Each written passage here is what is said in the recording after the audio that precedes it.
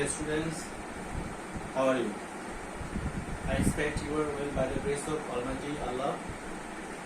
Today, I want to take an online class on General Mathematics, Class 10, next SSC Base 2025. Before starting my class, I want to discuss about importance of basic things or formulas to become a good student in mathematics. You have to learn all basic or formulas in all chapters if you want to become a good student, if you want to become expert in math. In all chapters, without learning formulas, you cannot become a good student.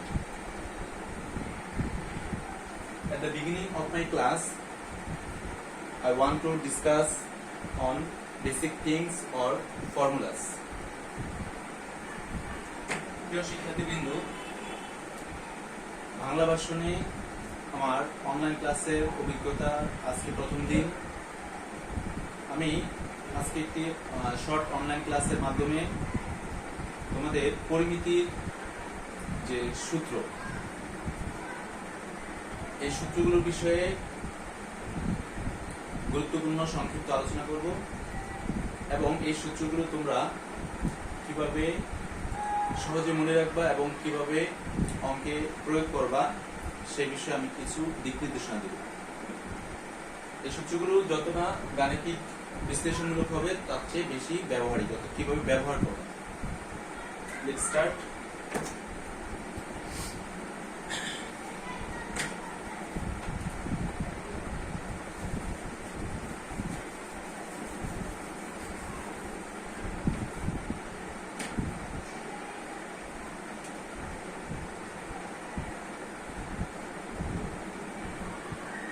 English ভাষণে যেটিকে main solution বলে, বাংলায় পরিমিতি।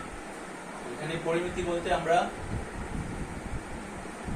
বিভিন্ন ক্ষেত্রের পরিমাপ বুঝি।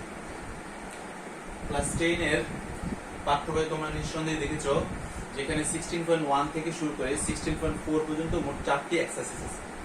এই এক্সারসাইজে থাকা বিভিন্ন বিষয়বস্তুর সাথে সংশ্লিষ্ট গুরুত্বপূর্ণ সূত্রগুলো আমি এখন তোমাদেরকে সংক্ষেপে আলোচনা করব। এক্ষেত্রে আমরা যদি ক্ষেত্র আলাদা আলাদা করে আলোচনা করি তাহলে প্রথমে আসবে ত্রিভুজ। তো ত্রিভুজের মধ্যে আবার এখানে 3টা ক্যাটাগরি আছে: সমবাহু ত্রিভুজ, সমদ্বিবাহু ত্রিভুজ, বিষমবাহু ত্রিভুজ। এখন তোমার সমবাহু ত্রিভুজের ক্ষেত্রফল নির্ণয়ের সূত্র, সমদ্বিবাহু ত্রিভুজের ক্ষেত্রফল নির্ণয়ের সূত্র এবং বিষমবাহু ত্রিভুজের ক্ষেত্রফল নির্ণয়ের সূত্র ছাড়া কোন শিক্ষার্থী একটি ম্যাথও করতে পারবে। যার জন্য ম্যাথ বোঝার শুরুতে তোমাকে সূত্র শেখা নিশ্চিত করতে হবে। You have to ensure learning formulas before understanding or solving math.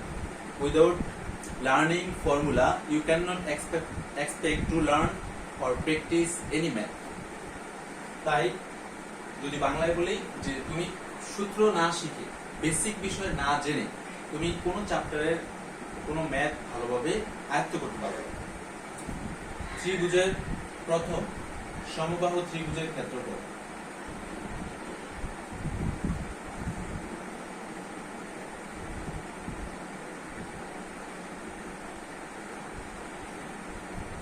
সমবাহু ত্রিভুজের ক্ষেত্রফল নির্ণয়ের সূত্র হলো √3/4 a স্কয়ার বর্গ একক। বর্গ একক আমরা যদি চিত্র আঁকি ছোট করে, চিত্রটা এমন হতে পারে: 3 বাহু বিশিষ্ট, 3টি সমান বাহু বিশিষ্ট ত্রিভুজকে সমবাহু ত্রিভুজ বলে, ইংলিশে যেটিকে বলে ইকুইল্যাটারাল ট্রায়াঙ্গেল। দ্বিতীয়ত সমদ্বিবাহু ত্রিভুজ।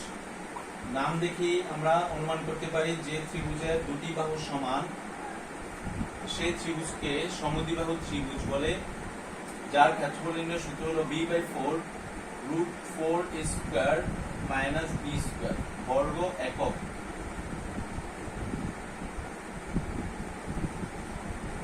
এক্ষেত্রে সমদ্বিবাহু কথা থেকে আমরা বুঝতে পারি যে দুইটি বাহু সমান রাখতে হবে।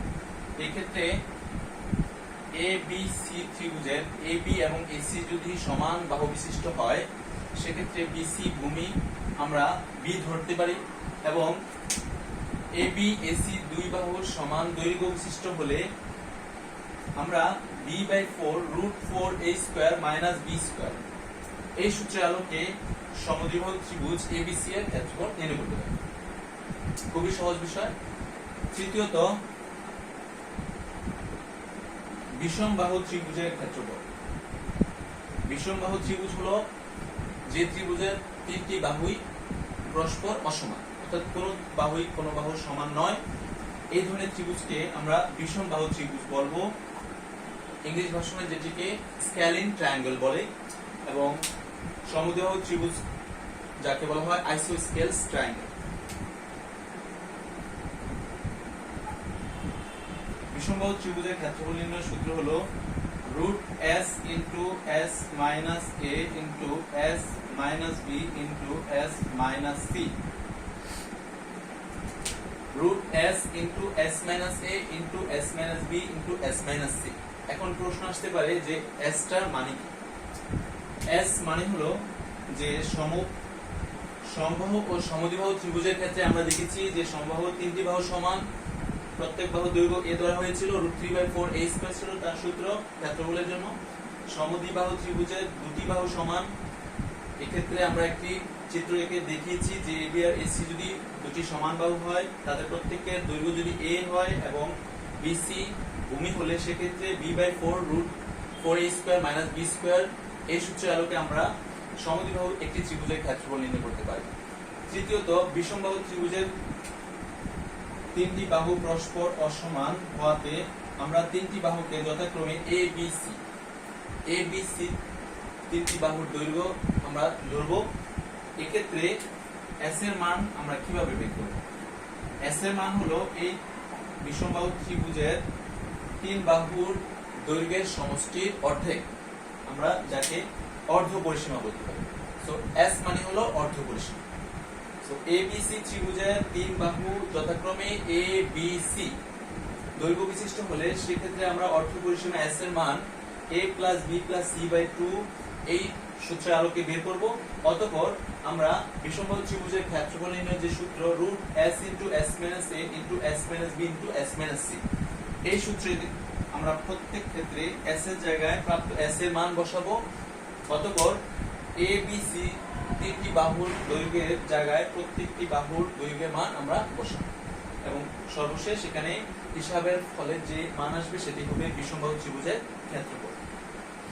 তো শিক্ষার্থীবৃন্দু, আমরা সমবাহু, সমদ্বিবাহু এবং বিষমবাহু ত্রিভুজের তিনটি ধরনের আমরা জানলাম যে কিভাবে আমরা এই তিন ধরনের বাহু নিয়ে গঠিত তিন ধরনের ত্রিভুজের ক্ষেত্রফল কিভাবে বের করব। তো এক্ষেত্রে সূত্র অবশ্যই আমাদের জানা থাকতে হবে। তারপর আমরা সূত্র জেনে সুন্দরভাবে প্রত্যেকটি মান বসাবো এবং নিখুঁতভাবে আমাদের হিসাব করে সঠিক মান বের করব।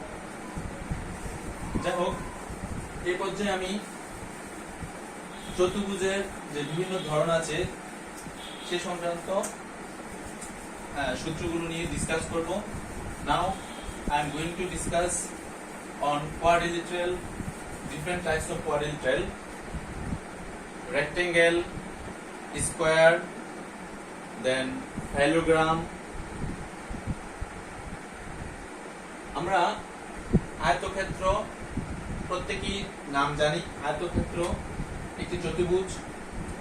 আয়তক্ষেত্র, এই যে সাদা বোর্ডটি দেখতে পাচ্ছ তোমরা, এই সাদা বোর্ডের আকৃতির সদৃশ, অর্থাৎ যে চতুর্ভুজের বিপরীত বাহুগুলো সমান। আমরা বোর্ডের ক্ষেত্রে দেখছি যে এর বিপরীত বাহু সমান দুই দিক থেকে, তবে দৈর্ঘ্যের দুইটা দিক পরস্পর সমান, প্রস্থের দুইটা দিক সমান। সো এক্ষেত্রে আমরা এ বি সি ডি একটি আয়তক্ষেত্র আমরা চিত্র অঙ্কন করতে পারি, যেখানে বৃহত্তম দুটি বাহু পরস্পর সমান, যাকে আমরা বলবো লেন্থ অথবা দৈর্ঘ্য, আর ক্ষুদ্রতম দুটি বাহু আমরা যাকে বলবো প্রস্থ।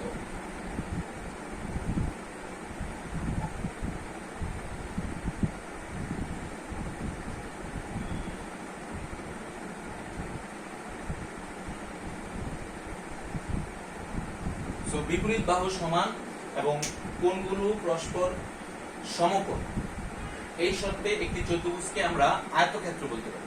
এখন আসবো আয়তক্ষেত্রের গুরুত্বপূর্ণ সূত্রগুলো নিয়ে কথা বলা। আয়তক্ষেত্রের ক্ষেত্রফল,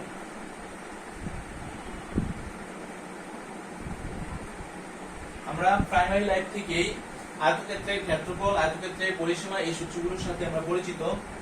সো আয়তক্ষেত্রের ক্ষেত্রফল নির্ণয়ের একটি কমন সূত্র আমরা জানি, দৈর্ঘ্য গুণ প্রস্থ।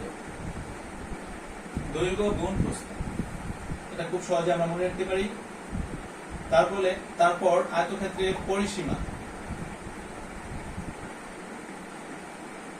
আয়তক্ষেত্রের পরিসীমা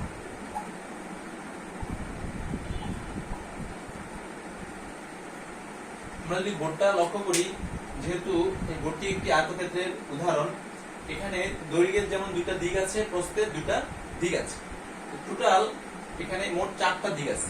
এখন পরিসীমা হলো যে একটি চতুর্ভুজের পরিসীমা নির্ণয় করতে গেলে ওই চতুর্ভুজের 4 দিকের মোট পরিমাপ করতে হবে, আর এই মোট পরিমাপটি হলো পরিসীমা।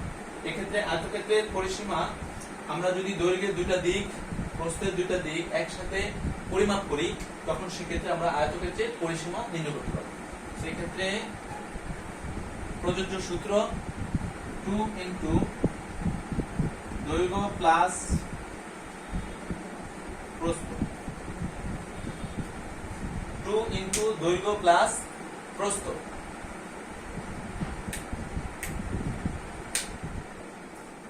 আয়তক্ষেত্রের পরিসীমা নির্ণয়ের জন্য খুব সহজেই আমরা এই সূত্রটি ব্যবহার করতে পারি। তৃতীয়ত,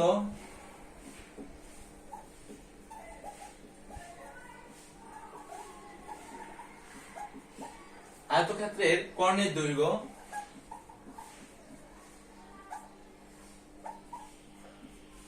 রুট দৈর্ঘ্য স্কয়ার যোগ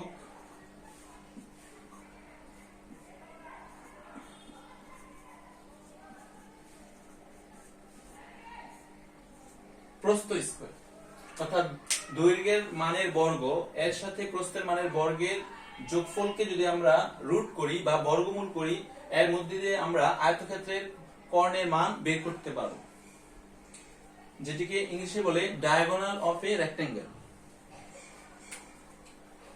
তারপর চতুর্ভুজের একটি টাইপ গেল, অর্থাৎ আয়তক্ষেত্র। এবার আমরা বর্গের ক্ষেত্রফল, পরিসীমা এবং কর্ণের দৈর্ঘ্য, এই 3 ধরনের সূত্র শিখব। আয়তক্ষেত্রের সাথে বর্গের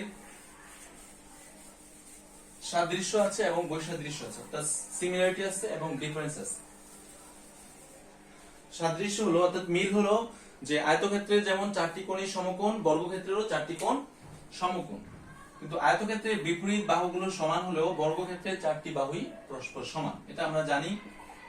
so A B C D এখানে একটি বর্গক্ষেত্র হবে যখন তার প্রত্যেকটি কোণ সমকোণ এবং দৈর্ঘ্যগুলো পরস্পর সমান, প্রত্যেকটি বাহুর দৈর্ঘ্য পরস্পর সমান।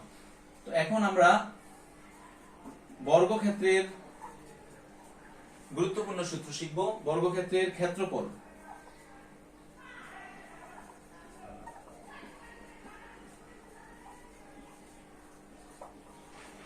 বর্গক্ষেত্রের ক্ষেত্রফল এক বাহুর দৈর্ঘ্য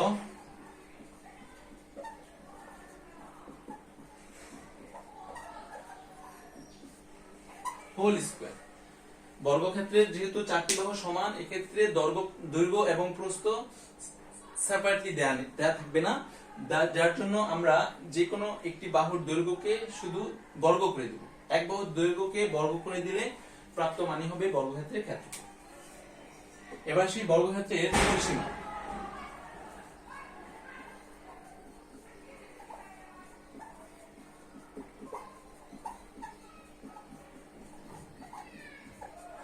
বর্গক্ষেত্রের পরিসীমা নির্ণয়ের জন্য সূত্র হলো 4 গুণ এক বাহুর দৈর্ঘ্য। এক্ষেত্রে 4টি বাহু সমান হওয়াতে যে কোনো এক বাহুর দৈর্ঘ্যের মানকে যদি আমরা 4 দিয়ে গুণ করি, তাহলে 4 দিকের মোট পরিমাপ আমরা বের করতে পারবো। সো বর্গক্ষেত্রের পরিসীমা হলো 4 গুণ এক বাহুর দৈর্ঘ্য। তৃতীয়ত,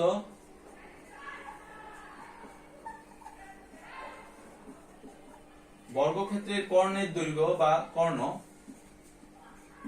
√2 ইন্টু এক বাহুর দৈর্ঘ্য, আমি সংক্ষেপে লিখলাম এক বাহু। তো এক্ষেত্রে পরিসীমা বা কর্ণের দৈর্ঘ্যের জন্য কোনো বর্গ একক ব্যবহার করার দরকার নেই, শুধু মিটার থাকলে মিটার বসবে, সেন্টিমিটার থাকলে সেন্টিমিটার বসবে। তবে ক্ষেত্রফলের জন্য প্রত্যেক ক্ষেত্রে আমাদেরকে বর্গ বসাতে হবে। বর্গের পাশে সেন্টিমিটার বসতে পারে অথবা মিটার বসতে পারে, প্রশ্নে যা দেয়া থাকবে আমরা তাই ব্যবহার করব। তো এই ক্ষেত্রে বর্গক্ষেত্রে আমরা তিনটি সূত্র জানলাম। বর্গক্ষেত্রের ক্ষেত্রফল এক বাহুর দৈর্ঘ্য হোল স্কয়ার, বর্গক্ষেত্রের পরিসীমা 4 গুণ এক বাহু, বর্গক্ষেত্রের কর্ণের দৈর্ঘ্য √2 ইন্টু এক বাহু। এবার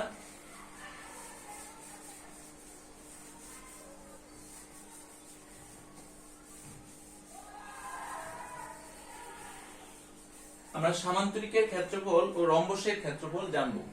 চতুর্ভুজের আরো দুটি ধরন, তৃতীয় নম্বরে আমরা সামান্তরিকের ক্ষেত্রফল বের করব। সামান্তরিক ক্ষেত্র হলো সেই চতুর্ভুজ ক্ষেত্র যার বিপরীত বাহুগুলো পরস্পর সমান কিন্তু কোনো কোণই সমকোণ নয়, সামান্তরিক। এখন সামান্তরিকের সাথে আমরা কম্পেয়ার করতে পারি আয়তক্ষেত্রে। যেহেতু আয়তক্ষেত্রের বিপরীত বাহুগুলো সমান, সামান্তরিকের বিপরীত বাহুগুলো সমান, কিন্তু পার্থক্য হলো যে সামান্তরিকের কোনো কোণই সমকোণ নয়। সো এটি একটি চিত্র। এক্ষেত্রে আমরা দেখতে পাচ্ছি যে এবি এবং সিডি পরস্পর সমান দৈর্ঘ্য এবং এডি আর বিসি হলো প্রস্থ। এক্ষেত্রে সামান্তরিকের ক্ষেত্রফল নির্ণয়ের যদি সূত্র আমরা লিখি, প্রথমে আমাদেরকে লিখতে হবে যে সামান্তরিকের ক্ষেত্রফল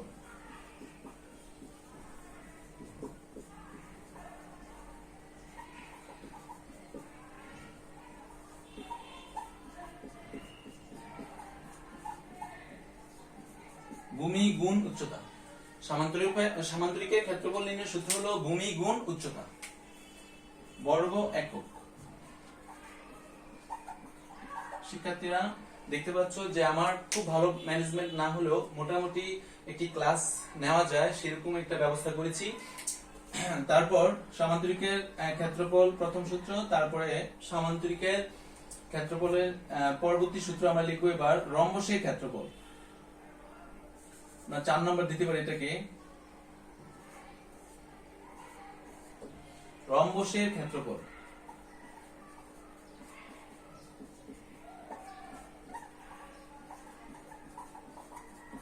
রম্বসের ক্ষেত্রফল নির্ণয়ের সূত্র হলো হাফ ইন্টু কর্ণদ্বয়ের গুণফল। এখন D1 যদি রম্বসের একটি কর্ণ হয় এবং D2 কর্ণের আরেকটি কর্ণ হয়, রম্বসের আরেকটি কর্ণ হয়, সেক্ষেত্রে D1 ইন্টু D2 হলো রম্বসের কর্ণদ্বয়ের গুণফল। সো আমরা কথায় লিখতে পারি হাফ ইন্টু রম্বসের কর্ণদ্বয়ের গুণফল।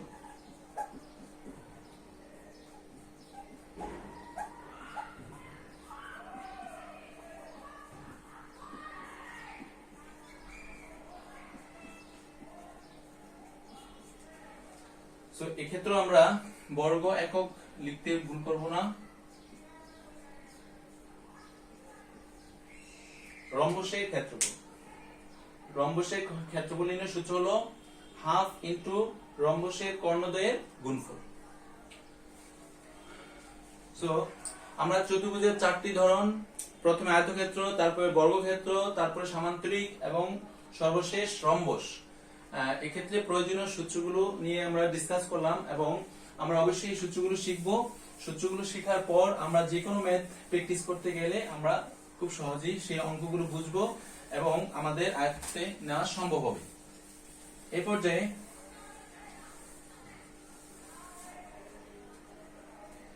আরেকটি সূত্র লিখব, ট্রাপিজিয়ামের ক্ষেত্রফল। এখন প্রশ্ন আসতে পারে যে ট্রাপিজিয়াম কি? ট্রাপিজিয়াম হলো যে চতুর্ভুজের বিপরীত দুটি বাহু সমান্তরাল হয়।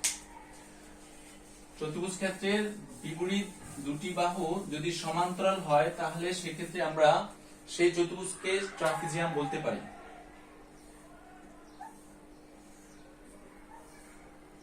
ধরো ABCD চতুর্ভুজের AB এবং CD, AB এবং CD দুটি বাহু পরস্পর সমান্তরাল। এক্ষেত্রে ট্রাপিজিয়ামের ক্ষেত্রফল নির্ণয়ের জন্য যে সূত্রটি আমরা ব্যবহার করব সেটি হলো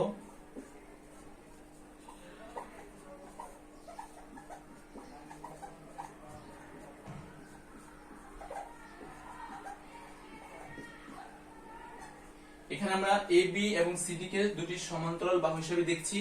সো এক্ষেত্রে ক্ষেত্রফল নির্ণয়ের সূত্র হলো হাফ ইনটু সমান্তরাল বাহুদ্বয়ের যোগফল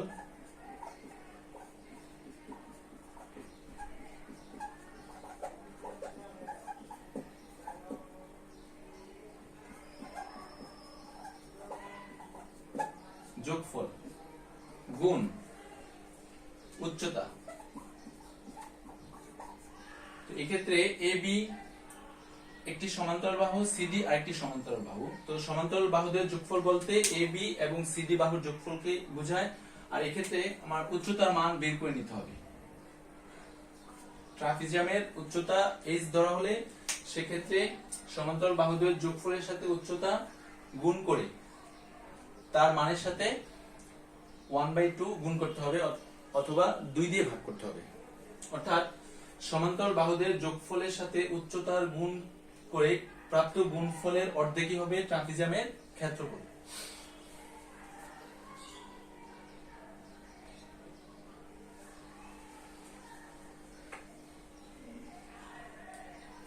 শিক্ষার্থীবৃন্দ, তোমাদের পরিমিতির উপরে যদি অনলাইন ক্লাস পারফেক্টলি নেওয়া হয় তাহলে সেক্ষেত্রে অন্তত 4-5টা ক্লাস নেওয়া উচিত।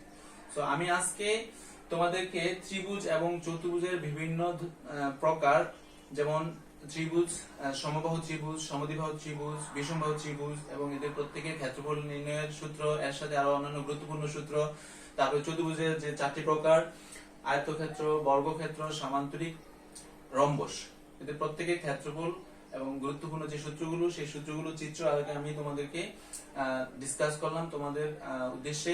তোমরা অবশ্যই মনোযোগ দিয়ে যে ক্লাসে যা করানো হলো সেগুলো পরবর্তীতে ভালো করে দেখবা এবং নিজে খাতায় প্র্যাকটিস করবা।